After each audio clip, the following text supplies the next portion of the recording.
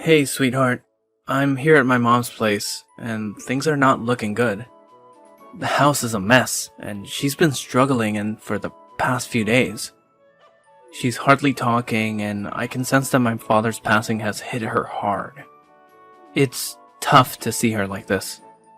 I suggested going out and doing something, but she wouldn't even budge from bed. It's been a few weeks since we lost Dad, and I hoped she'd at least start to feel a bit better. Oh no! I'm so sorry to hear that. It must be incredibly challenging for her. Maybe I can whip up something hearty and bring it over? We can all share a meal together. I'm sure it'll help alleviate some of her loneliness. Yeah, I appreciate you suggesting that. The idea of reducing her loneliness has been on my mind. I've actually been contemplating asking Mom to stay with us for a little while, just until she starts feeling better. Besides, having her around might help with keeping her mind off things. The house is full of memories of Dad, and I think it's best to give her a change of scenery for a while. Oh, absolutely. If you think it's what's best for her, then we should definitely have her stay with us for a while. Being close to you will undoubtedly lift her spirits too. Thanks, honey. I'm really grateful for your understanding. No worries at all. I'll whip up some comforting dishes, and when you guys get here, we can all sit down for a heartwarming dinner. I'll also get a room ready for her. Thank you. You're amazing. I'll be there soon. Oh, you're such a caring son, honey. I'm so glad you're willing to take care of your mom and make her feel better. Hey Lillian, I need you to help me buy something. Hi, Sandra. Yeah, sure. Do you need anything from the grocery store? I'll get it for you when I pass by the store soon. Yes, Lillian. I need you to buy me caviar from the store at Greenwood Street. One my husband used to go to. Just mention his name and they will know what it's for. Remember, I don't want the one in the brown tin because they're cheaper and not something my taste buds would like. I want you to get the one in a small blue tin that is my favorite caviar. I want you to get 3 of them alongside some freshly baked bread. Remember, just a blue tin, as it's the only one that would suit my taste buds. Anything else you buy will go into the trash. I'm sorry to ask, but may I know how much this caviar would normally cost? They sound extremely pricey. They're around $250 for one tin. 3 of them, please. $250? I'm sorry, Sandra, but I'm afraid I can't afford to spend that much money on caviar. Me and Mikey are saving money up for the baby. And we're planning to renovate the baby's room before he's born, too. Are you saying that you won't buy me caviar then? Do you have any idea how much I've been wanting them? Are you joking with me? Is this how you treat your mother-in-law? No, it's not like that. I'd be more than happy to get you whatever you like. It's just, caviar is a little bit too expensive for my budget. We don't have that much money. Even Mikey is struggling with his business. Oh, what a sad life I'm living. My husband, who I love dearly, who can take care of me so wonderfully, has passed away and nobody seems to care. My poor son is married to someone who can't even think of me as her own mother and buy me the things that I want. My wonderful husband brings me home caviar every week, and we would eat it together for breakfast and laugh together watching the television. Oh, how I miss my husband. God, oh God, why is my life so difficult? I can't even get anything to remind me of my husband anymore, because my daughter-in-law can't even afford it. Why didn't God just take me away instead of him? He was a good man. He deserves to live. I should be the one who died. Sandra, I'm so sorry. I don't know that it was something that you and your husband used to do. I didn't mean to make you feel this way. Oh, please don't say that. Michael needs you. He can't lose you after losing his father. I'm so sorry I made you feel this way. Look, let me see what I can do. Perhaps I can push certain plans for the baby. Don't worry about it. Would it be okay for me to purchase only one? Do you not get it, Lillian? 3 is the right number. My husband would bring 3 packs per week for us to eat. Why are you trying to ruin a tradition? Just because he's dead doesn't mean I should forget about it. No, that's really not what I meant, Sandra. Don't worry. I'll try to see what I can do and get you the caviar. I'll see you at home. You better come back with those. Or else, what is the point of me living in this house if it only brings me nothing but misery? Hey Lillian, where are you? I called you so many times and you haven't been picking up. Are you avoiding me or something? Hey, Sandra, I'm so sorry. I left my phone in my car when I went in the store. I really wasn't ignoring you. Is everything okay at home? Is there anything that you want me to bring home? I can bring home some lunch and we can eat together. If you haven't had anything yet for lunch. Yes, lunch would be great. I need you to buy me the pastrami sandwich from Big Mike's Diner. I want one without any extra sauce. For the cheese, I would only want Swiss cheese and provolone. I like only 2 slices of tomatoes, no less or more, as that's how my husband used to do it. Big Mike's Diner? As in the one that's 2 hours away from here? Yes, where else will they be? Stop asking pointless questions and go get them for me. Don't mess up the order. Listen, Sandra, I'm sorry. And I'm not trying to be rude, but I don't think I can drive 2 hours to get the sandwich. Maybe we can ask Michael to get it in a time when he has free time. I have a doctor's appointment in an hour. If I get the sandwich, I won't make it to my appointment. I don't care about your doctor's appointment. You can do that anytime. Can't you reschedule? I really want the sandwich and I don't want to wait for another day just to eat them. I'm sorry, but I really can't. I can't just simply cancel my doctor's appointment.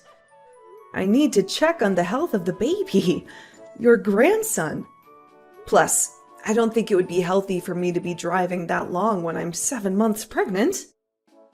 Excuses after excuses. Don't be such a baby.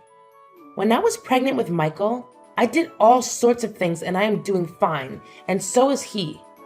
I know this is just one of those excuses you make so that you can make me more miserable than I already am. Why is it so hard for me to get the sandwich that my husband used to get for me? It's one of the memories left of him that can help me go through the day when things get hard. My husband would never make excuses like you. My poor son, Michael. I wonder how he survives living with you all these years. God, why won't he just take me away? I want to be dead with my husband. I don't want to live here with this horrible woman. Sandra, please don't say that. That is not true at all. I have nothing against you, and I would never want to make you miserable. Please don't wish death upon yourself. Look, maybe I can go tomorrow. I'll be freer then. No! I already told you. I want it today. I've been thinking about it non-stop today. Are you trying to torture me by making me wait another day? My husband would never make me wait for things I really want.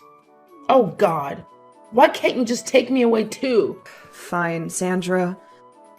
I'll cancel my doctor's appointment and I'll drive to the restaurant to get you the sandwich. Please stop wishing that you'll die. Michael would be so heartbroken to hear that. Be quick. Don't waste my time. Hey, Sandra? Were you at home all day yesterday? Yes? What is it now? Are you accusing me of stealing things in your house? What? No, that's not what I'm trying to say. I just want to ask you regarding the baby's room. You've seen it before. When you first came, we painted it blue because the baby's a boy, and we thought it would suit him. We even put up a lot of different toys that we thought the baby might like. You know where I'm going with this, don't you, Sandra? The color is hideous. I don't feel good looking at it. And I believe the baby would feel the same way as me. What do you mean? The blue color of the room that you painted? It's hideous. It really doesn't suit the baby. It's better off with the current color. I love it more this time. So it was you who changed the color of the room without our permission. I'm sorry that I have to say this, but that is very disrespectful. That's my baby, and I deserve to know anything before you make changes to anything. Plus, this is my house. Just because we let you stay here doesn't mean you can make all the decisions that you like behind my back. Oh, I didn't know. I have to be asking permission to make changes in the house that my son lives in? What a disrespectful thing to say to me without me raising my son to be like the man he is. He wouldn't be here to be the good man for you. You should be more grateful that I even agreed to stay here. I don't understand what you're trying to say. I've been kind enough to let you stay here while you've been dealing with this death. And you're ruining it. How exactly am I ruining your healing for you? My husband hates the color blue. It reminded him of the big blue house he grew up in. It was an abusive household. We ensure to always eliminate the color blue from our house. I don't understand. Why can't you do the same? Look, I'm really sorry about what he went through, and I understand how it could be hard for him. But I still don't think it's right for you to apply the same rules to my house. It's not fair to me. Fairness? Is that all you care about? You think the world is fair when my husband is taken from me? No, that is not what I'm trying to say. That's enough. No need to speak to me. This conversation is making things harder for me, and I don't want to deal with it. Michael, we really need to have a serious conversation about your mom. I've already had an earful from her. Is it true that you told her she needs to ask for permission for everything? That seems pretty harsh, especially given what she's going through right now. Look, I completely empathize with what she's dealing with. But it's disheartening that I'm ending up as collateral damage in the process. Have you had a chance to hear my side of the story? She's been trying to take control of everything that I'm doing. You're making this much more complicated than it has to be. She's my mom, and I really need you to refrain from speaking about her like that. I'm just asking for a bit more understanding of her situation. She's navigating through a lot, and I'm hoping you can cut her some slack for a few more weeks until she gets back on her feet. Fine. I'll do it for you and out of respect. But I hope you realize the challenges I'm facing in all of this. It's going to be Benedict Arnold Jr. Sorry? What are you referring to, Sandra? The child, of course. What? Are you talking about my baby? My son? Who else would I be talking about? The name of that child would be Benedict Arnold Jr. Wait, what are you trying to say? Sorry, Sandra, but that's not what I'm naming the baby. Mikey and I have already discussed the name.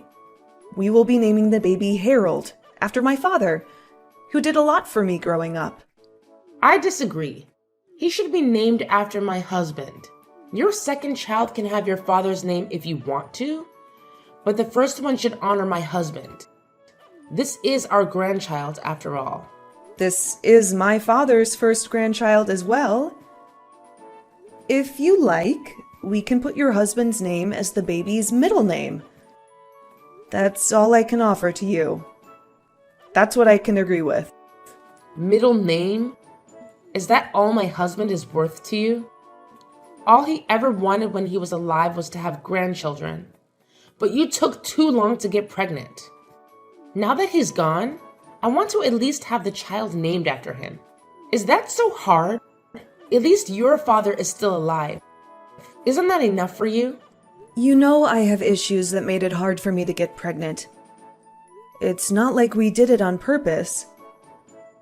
You think my father would only be appreciated when he passes away? I'm sorry, but it's not possible. I will not change the name of the baby just because you asked me to. You have no say. How rude of you to speak to me that way. Michael will know about this. You are being super disrespectful. That's not a way to speak to your mother-in-law. You know I'm still grieving. Sandra, I understand you're grieving. But my decision about the baby's name is not up for negotiation. We can discuss this calmly and find a compromise.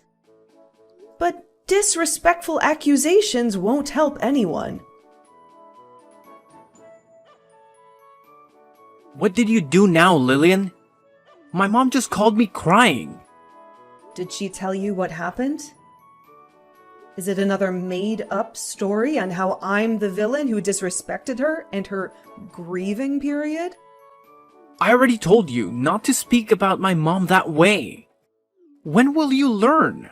Your mom tried changing the baby's name. She wants to name him after your father. We agreed we would name him after my father. Why is it such a big deal? Just change the name to Benedict Arnold Jr. as she asks. We will name the second child with your father's name. Isn't that easier than arguing non-stop? Are you kidding me? So you just stick to whatever your mom has to say? I told you, she's going through a hard time. She's trying to hold on to as many pieces of memories as she can of my father as much as possible. You won't understand. Why? Because my father is still alive, and therefore I should never appreciate him, and I should only care for yours because he's already passed? Let's be real. You never really cared about your father anyway when he was alive. Are you expecting me to do the same? How dare you say that to me? You're being overdramatic. How could you disrespect your mother-in-law just because you want things to go your way? Of course I want things to go my way. This is my child. I'm done talking to you. Unless you calm down and come to your senses, then don't speak to me. Gladly. I will be in the labor room with you since that is my grandchild. I love to be the first to hold it as well. I'm telling you this now so you won't come up with excuses later or about your planning. Just like when I asked you to change the name. Sorry, Sandra, but I can't let you in the labor room with me. It's going to be a very vulnerable moment for me, so I would prefer to have my mother and my husband in it instead. You'll be able to see the baby after he's born. How could you? I am the child's grandmother. I deserve to be there to see it. You don't get to kick me out. Sorry, Sandra, but I really won't be able to let you in. I'm not comfortable with having you in it. I prefer to have my own mother. I know what this is all about. You're still hating on me because of what happened. Look, Sandra, I don't care about those anymore. I forgive you for changing the baby's room, for making me do things that are too hard for pregnant women, and for trying to change the name of the baby. I want to give birth without all this negativity. Oh no, it's not that. You're mad at me because your husband loves me more than he loves you. What? I never thought about it that way. Of course you did. You've always been the jealous kind. You are always so visibly upset that he would choose me over you. He loves me more than anything. He's your son. It doesn't matter how much he loves you. His life will always be with me. What are you trying to say? No! He's always going to be mine. You stole him from me. And now you're stealing my grandson from me. I will never let you do that. You're out of your mind. I hope he divorces you. You're a selfish bitch. What the heck is wrong with you? You made my mom cry again. What did I even do wrong? Your mother is obsessed with you and our baby. What the heck does that even mean? You're losing your mind, Lillian. I'm carrying our child. And I've been so stressed since your mom came to live with us. And the hell that she put me through. You never cared. You always sided with her, even though it's obvious that she was wrong. How dare you? She's going through a lot. Enough with that bullshit. None of you guys cared that much about your father when he was alive. I was the only one who visited him. Your mother hated him. Why are you pretending like you don't know that? Don't you dare speak about my parents that way. They were in love. They were perfect together. You are out of your mind. How dare you? You don't belong in this house. No one should disrespect my parents that way. That's it. I'm done with you. We're getting a divorce. I will gladly leave this house if it means I don't have to deal with you or your mom anymore. What are you even doing? Moving all your things into my house and locking me out? You don't deserve to even step your dirty feet in here. Come back and take all your things with you. Sorry, you mean my house? Can you please stop trying to open the door? Or else I'm going to have to call the police on you. Please leave. Are you out of your freaking mind? This is the house that my husband and I have been living in forever. It's my house now that he's dead. Get out and let me in. How do you even have the key? You thief. Oh, you must have not heard. Heard what? Get out. Your husband wrote to me on his will that once he passed, this house would be passed down to me. You don't get a cent of his money. You can stop pretending now, Sandra. You never cared for him. You were abusive to him. You even brainwashed Michael to hate him. Initially, I thought it was guilt that changed you, but I figured it out. It was all an act. You don't care that he died. You only care about his money. What? That's impossible. Why would he give it to you and not me? That's ridiculous. Is it though? I took care of him like he was my own father. I cared for him more than you and Michael did. Oh, that poor guy. He died knowing that you are all going to be chasing his money. If you have any issues with the will, please contact his lawyer. They will explain everything to you.